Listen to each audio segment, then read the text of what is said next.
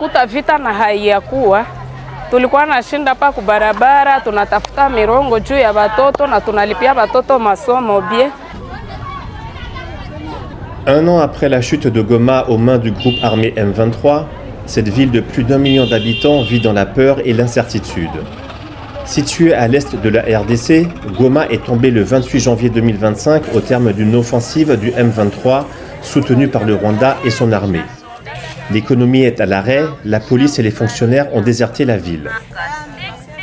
Bozamani ulikuwa nakuta vita na haiyakuwa. Tulikuwa nashinda pa kubarabara, tunatafuta mirongo juu ya watoto na tunalipia watoto masomo bien. Mais depuis vita vitu vyote vishakatala.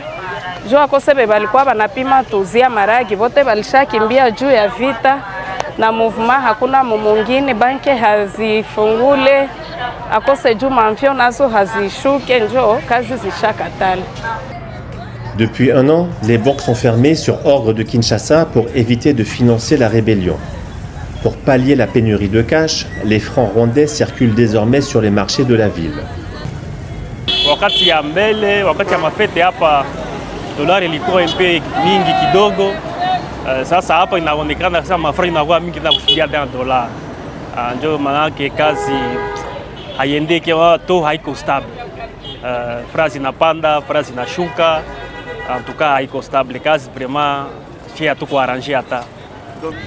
Malgré les négociations de paix entre le Rwanda et la RDC, le M23 a lancé en décembre une nouvelle offensive sur la ville stratégique d'Uvira, frontalière avec le Burundi.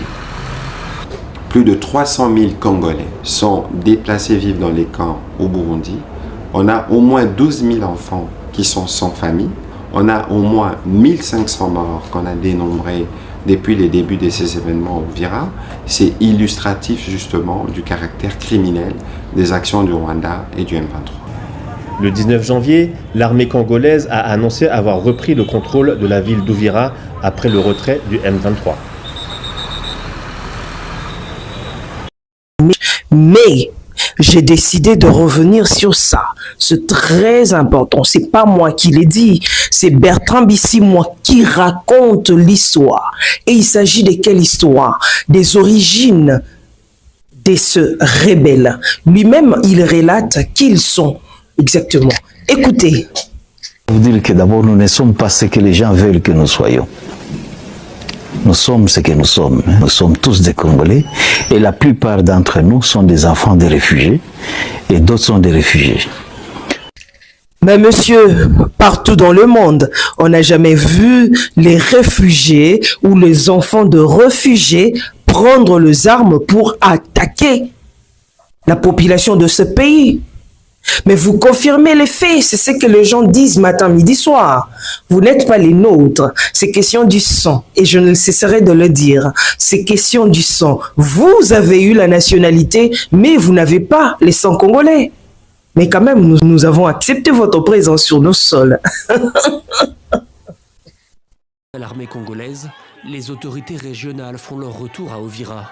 Le gouverneur du Sud-Kivu s'affiche devant les caméras. Il y a quelques semaines, il avait quitté la ville en urgence devant l'avancée du M23. Aujourd'hui, portrait de Félix Tshisekedi en main, il affirme que l'armée congolaise va reprendre le dessus. Le chef de l'État m'a dit, va annoncer à la population que nous allons continuer à nous battre pour qu'après Uvira et Takwa, Kamanyola. Après Kamanyola, nous allons récupérer Bukavu, Goma, Bunagana, partout là-bas. Après l'accord de Doha, puis celui de Washington signé en décembre dernier, un cessez-le-feu devait rentrer en vigueur entre Kinshasa et le M23. Mais sur le terrain, les efforts diplomatiques n'ont eu que peu d'effet. Face à cette impasse, de nombreuses voix en RDC et dans les chancelleries appellent désormais à un dialogue inclusif, réunissant toutes les composantes politiques.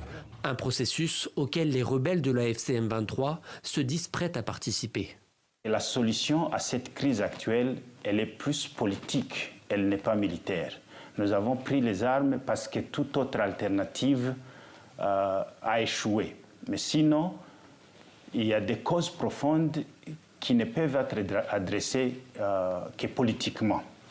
Accord de participation également pour le PPRD, le parti de l'ancien président Joseph Kabila, qui pose toutefois une condition.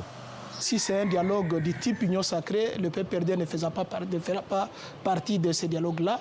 Mais si ce dialogue conduit par les personnalités neutres, comme ce qu'a initié les deux grandes confessions religieuses de la République démocratique du Congo, la CENCO et l'ECC, le PPRD est partie prenante. Mais comment discuter alors que les combats se poursuivent? Le camp présidentiel, lui, conditionne ce dialogue inclusif au respect du cessez-le-feu et rappelle que même s'il avait lieu, ce processus aurait des limites. Ce dialogue en lui-même ne constitue pas une solution miracle pour la paix à l'est de la République démocratique du Congo, dans la mesure où il y a des acteurs externes qui ne seront pas partis à ce dialogue interne, notamment le Rwanda. Présence du Rwanda ou non, l'Angola se dit prêt à organiser la rencontre intercongolais. Un projet d'agenda de dialogue existe.